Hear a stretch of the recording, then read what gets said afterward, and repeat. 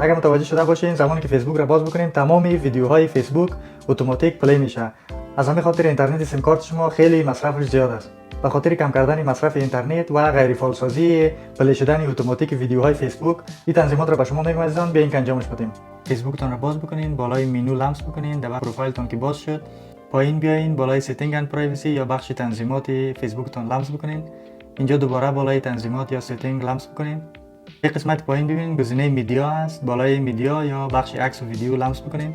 ببینید دوستان گزینه آتو پلی هست. مثلا شما زمانی که صفحه فیسبوکتون رو باز میکنین اون ویدیوهایی که دیگران نشر میکنن اتوماتیک به شکل اتوماتیک پلی میشه و اینترنت سیم کارت شما را زیاد مصرف میکنه. اگر بالای گزینه تک مارک بود بالای گزینه آخری بیارین، بالای نیور آتو پلی ویدیوز بالای گزینه تک مارک بکنین. هرگاه فیسبوک رو شما باز کردین ویدیوهایی که اومد به شکل اتوماتیک پلی نمیشه و اینترنت شما رو مصرف نمیکنه و فقط شما زمانی که بالای ویدیو لمس بکنین بعد ویدیو خودش پلی میشه. و این گزینه ها رو هم